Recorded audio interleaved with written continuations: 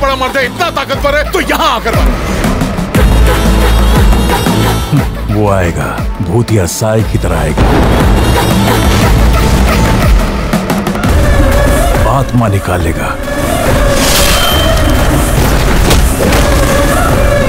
अबे उससे मारा किसने?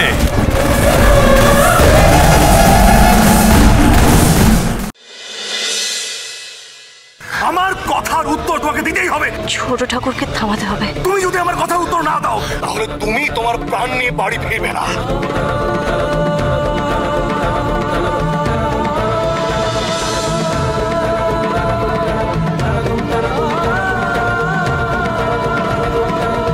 কি করলি তুই মঙ্গলা? কি করলি তুই? আমি যা করেছি বাধ্য হয়ে করেছি। ঘটক ঠাকুর তো বলছিলেন যে উনি কিচ্ছু জানেন না। তোমার কি মনে হয় ঘটক ঠাকুর যদি কন্যাপক্ষের ঠিকানা জানতেন তাহলে তোমাকে বলতেন না? তারপরেও কেন অত্যাচার করছিলে ওই মানুষটার উপরে?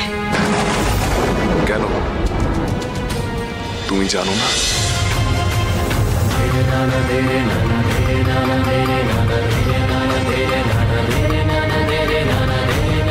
সত্যি জানো না? তোমার মন কি বলে?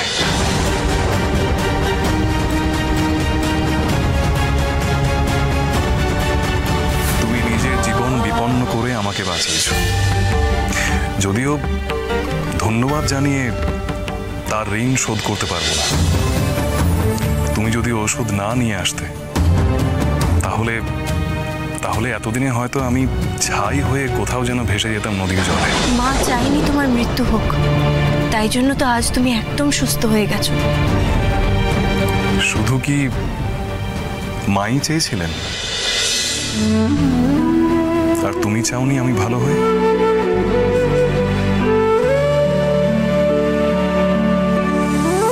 প্রয়োজনে তুমি আমার সেবা করবে তো? এবার কিন্তু আমার সত্যি সত্যি দেরি হয়ে যাচ্ছে।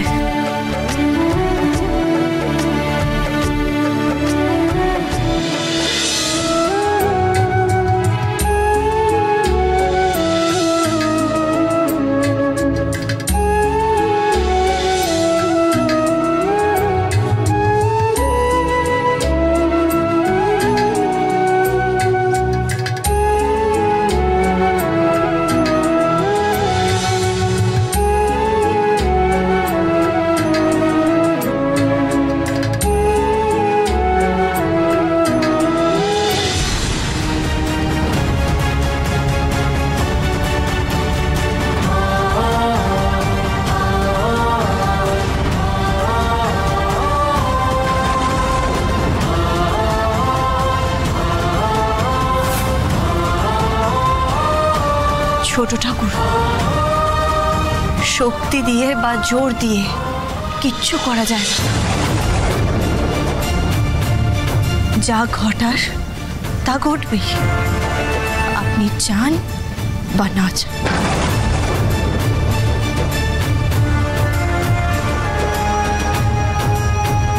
আমাদের কারোর ক্ষমতা নেই ভবিতব্যকে আটকানোর।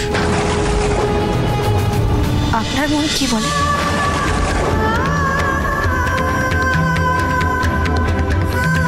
আমার মন কি বলে, কি চায় সেটা কি তুমি এখনো বোঝো না মঙ্গলা? আমি আর কি করলে তুমি বুঝবে সেই কথা?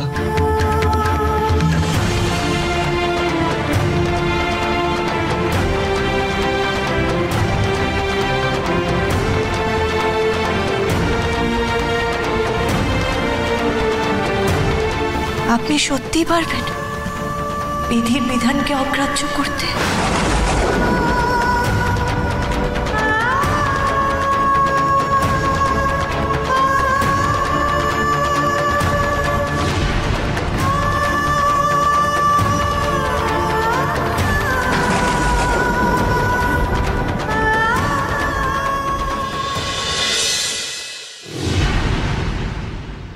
আমি জানতে চাই বাবা, কেন কেন তুমি আমার জীবনটা এভাবে নষ্ট করে দিচ্ছ?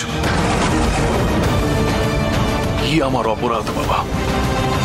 আমার ব্যক্তিগত ইচ্ছে অনিচ্ছে বলে কিচ্ছু থাকতে পারে না। আমি কি তোমার হাতের পুতুল নাকি? শোনো বাবা, তুমি যদি ভেবে থাকো চণ্ডীপুরের প্রজাদের মতো আমিও তোমার সব কথা বিনা প্রতিবাদে মেনে নেব, তাহলে তুমি ভুল করছো, মস্ত বড় ভুল করছো।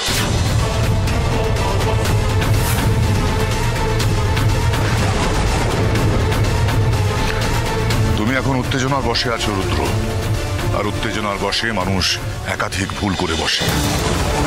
ঘরে যাও, বিশ্রাম নাও। আর একটা কথা মাথায় রেখো, বাবা মা এরা কখনো সন্তানের জীবন নষ্ট করে না, উল্টে তাদের সঠিক পথে চালনা করে।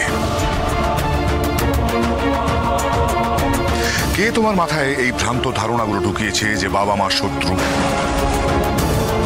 স্থাবর অস্থাবর আমার যা কিছু আছে সবই তো তোমার জন্য থাকলো, আর আমার কথা শুনে চললে তোমার ভালোই হবে। বাবা, আমার যথেষ্ট বিচার বুদ্ধি হয়েছে, আর আমি স্পষ্ট বুঝতে পারছি তোমার অভিসন্ধি কি।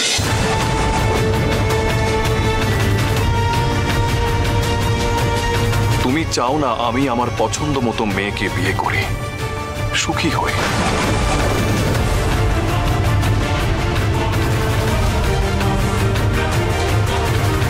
তাতে যে তোমার ইচ্ছে পূরণ হবে না।